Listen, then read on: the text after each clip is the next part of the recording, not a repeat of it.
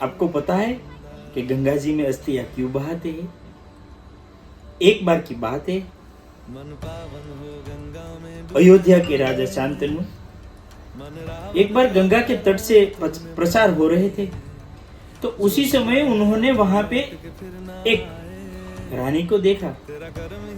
तो शांतनु को पसंद आ गई। तो उन्होंने उनसे विवाह का प्रस्ताव रखा।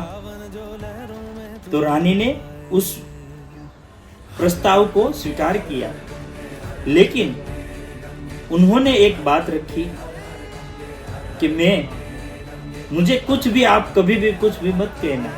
अगर आपके राज्य में या खुद आप स्वयं मुझसे कुछ भी सवाल करेंगे या प्रश्न करेंगे तो मैं चली जाऊंगी।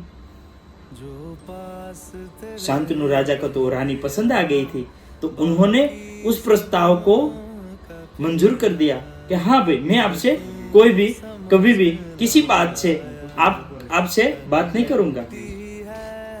तो उन्होंने वो बात रखते हुए उनसे विवाह कर लिया।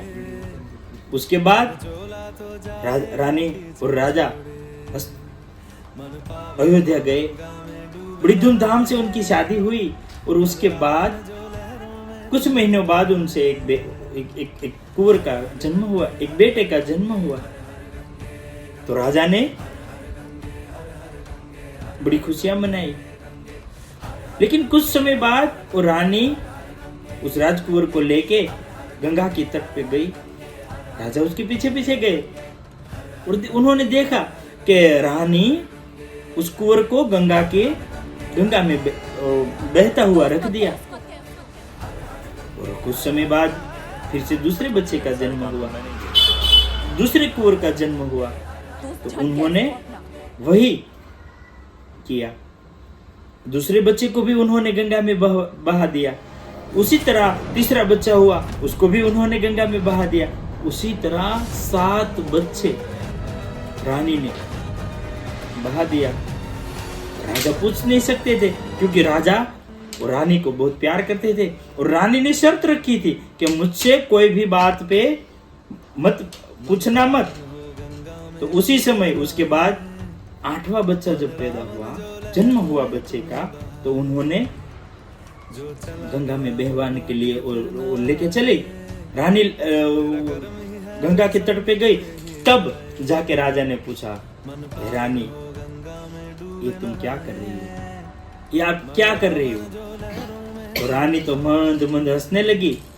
और उसके बाद उन्होंने जो बात कही कि मैं ब्रह्मा की बेटी हूँ और ऋषि वशिष्ठ ने उनके सभी बच्चों को श्रापित था।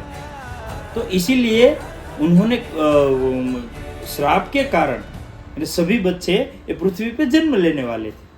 और इसी जन्म लेते ही मैंने उसको गंगा में इसीलिए बहा दिया, क्योंकि उसको ये पृथ्वी पे ये पाप, ये दुराचार तो कुछ देखना न पड़े और उसका तुरंत उसको मोक्ष मिल जाए।